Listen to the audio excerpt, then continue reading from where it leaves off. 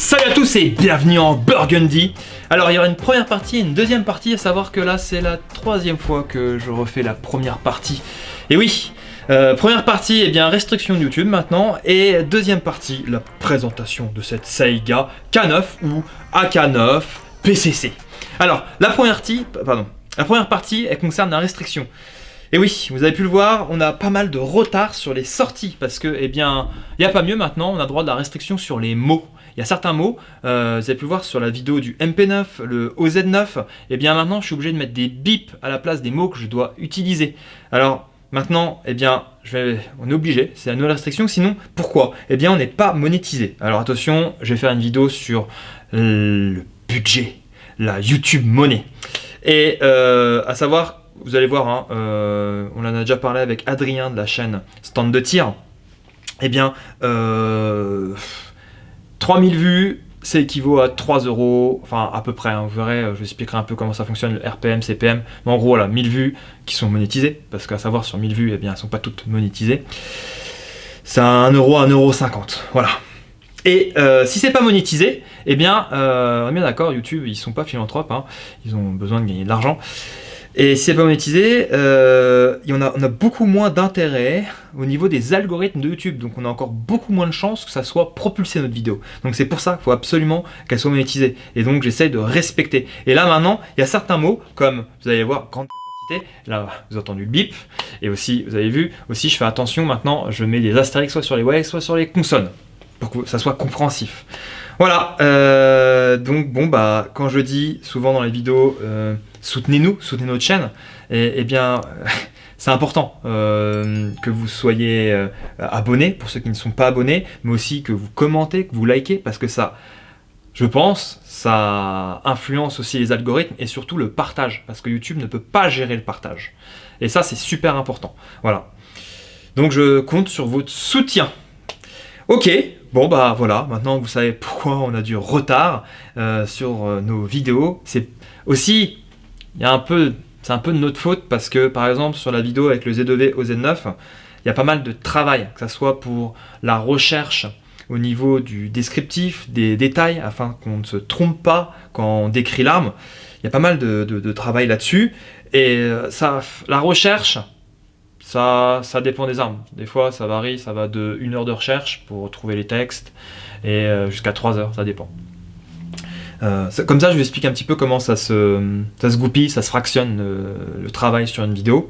Après, en termes d'essais, les essais avec un bon cadrage, tout ça en faisant gaffe aux lumières, eh bien c'est 1 heure. 1 heure. Après, pour faire eh bien, tout ce qui est narration hein, dans la caméra, c'est 2 heures de boulot, à peu près, et le montage, eh bien ça dépend. Avec la miniature, on est entre 2 et 3 heures. Donc en gros, voilà, une vidéo, ça représente quand même 9 heures de boulot. Et après, maintenant, il y a la nouvelle option, c'est la restriction. Eh bien, on upload, on attend, tac, et on attend. Parce que quand vous faites une vidéo sur des armes, déjà, eh bien, on est obligé de passer un système qui est un robot qui détecte que il y a un flingue. Et que ça soit un airsoft, un paintball maintenant ou des armes à feu, eh bien, le robot, lui, je pense qu'il doit vérifier, je sais pas, peut-être les formes, chargeur, que de détente, paf, ça passe quoi. Et donc après, eh bien, il faut déjà, ça sert à rien de vouloir gruger, on est obligé de cliquer, dire voilà, j'utilise une arme à feu. Et pourtant, hein, je le répète, parce que l'avant-dernière première partie, j'essaie de m'expliquer avec YouTube en me donnant la signification des chargeurs. Alors là, voilà, cité. Donc là, voilà, c'est sous-titré, c'est bipé, c'est censuré. J'aurais demandé, essayer de nous aider. J'essaie de contacter le support pour leur demander qu'est-ce que pour eux et qu'est-ce que ça signifie grande cité. Encore un bip, génial. C'est usant, hein, c'est usant.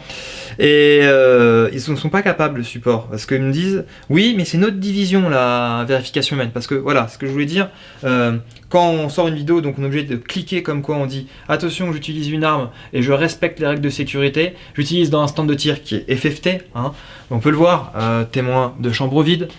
Je ne tire pas, je vais pas le dire, mais vous voyez ce que je veux dire, après semi-auto, ouais, ça évitera encore de censurer avec un bip. Enfin voilà, je respecte quand même toutes ces règles-là, mais ça ne va pas. Donc il faut qu'il y ait une vérification qui est humaine. Et maintenant, ils en sont même aux mots. Et ça devient vraiment compliqué. Voilà, allez, maintenant on a fini avec la censure de YouTube. J'espère que ça va changer. C'est ce que on attend. C'est ça aussi le problème, pourquoi on a du retard aussi, j'ai oublié d'en parler. C'est compris entre 24 et 7 jours la vérification humaine. Et des fois ils oublient, des fois ça va au-dessus. Et là on peut contacter le support, leur dire oh, même si vous n'avez pas contact avec la personne qui fait la vérification humaine, est-ce que vous pouvez lui dire que là on est un peu en retard? Et là, généralement le lendemain, eh bien il y a une vérification qui est faite, alors qui est positive ou négative, mais il y a une vérification. Comme quoi des fois, on peut avoir quand même des contacts, le support YouTube. Mais bon, c'est pas grave, c'est comme ça, c'est les règles, il faut les respecter. Et nous on a la foi et j'ai votre soutien.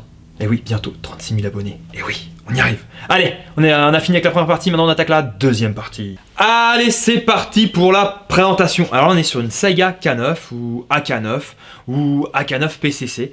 Alors qu'est-ce que c'est cette fameuse division PCC? Ceux qui me connaissent, ils savent que j'en raffole de cette catégorie. Eh bien ça veut dire Pistol, Carbine, Caliber.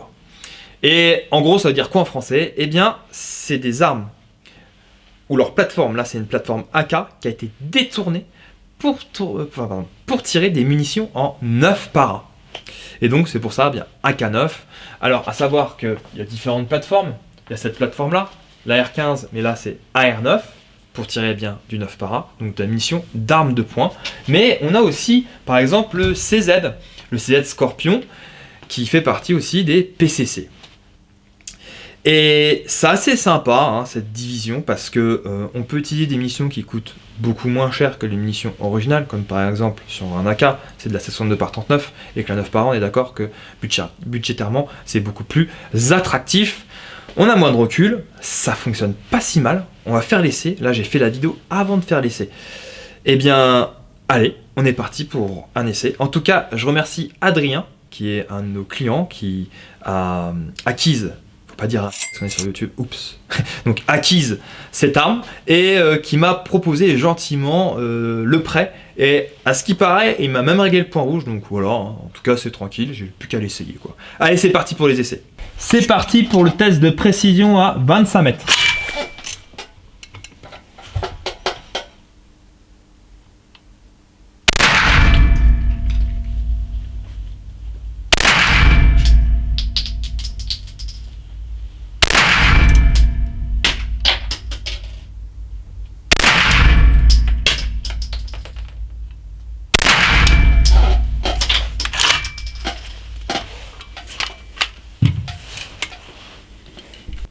Et voici le résultat à 25 mètres. Donc effectivement, ça groupe très bien et c'est très bien réglé. Bravo Adrien. Allez, on épaule et on fait un test de précision.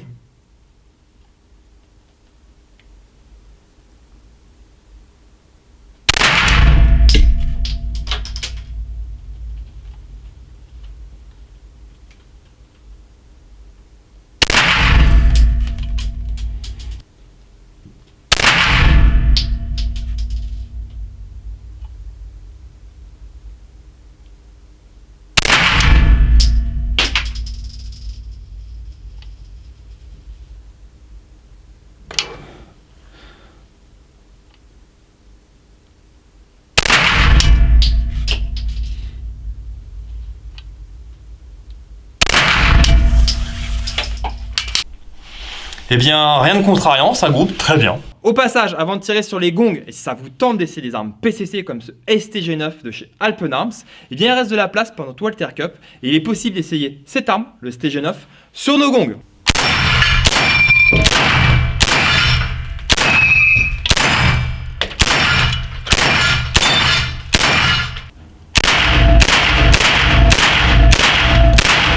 Voici le résultat avec un tir rapide, ça se défend pas trop mal quand même. La prise du poids de départ.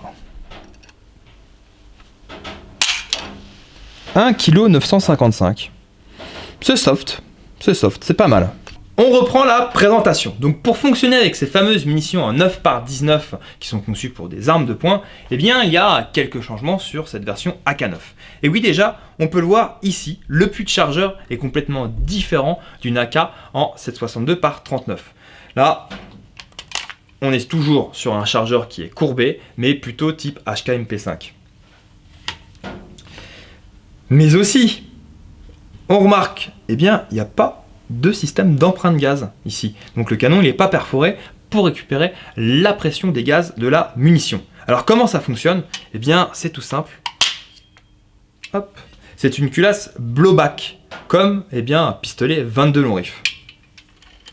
Qui veut dire, ce qui va retarder l'ouverture de la culasse, c'est le ressort amortisseur et l'inertie de la culasse. Là, on remarque qu'on n'a plus de piston et pas de culasse à tête rotative pour le verrouillage. Effectivement, il n'y a pas de verrouillage. Alors, sur cette fameuse culasse, on retrouve un extracteur, un percuteur.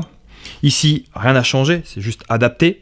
Là, on a un éjecteur, le marteau, la gâchette mobile, la queue de détente. Chose assez sympa, comme sur la Zastava, on a un pivot afin de ne pas avoir de jeu sur ce fameux capot. On a donc de ce fait un rail Picatinny, on peut positionner un point rouge, on a sur la hausse le curseur réglable en hauteur, mais aussi un guidon qui est réglable, c'est traditionnel sur les AK, qui est réglable en hauteur, petit frein de bouche, et pas mal de pièces en polymère, donc garde-main en polymère, la poignée. Ici, on a une crosse type squelette, bien sûr, pour respecter la réglementation, eh bien celle-ci, elle est bloquée, afin d'avoir les plus de 60 cm.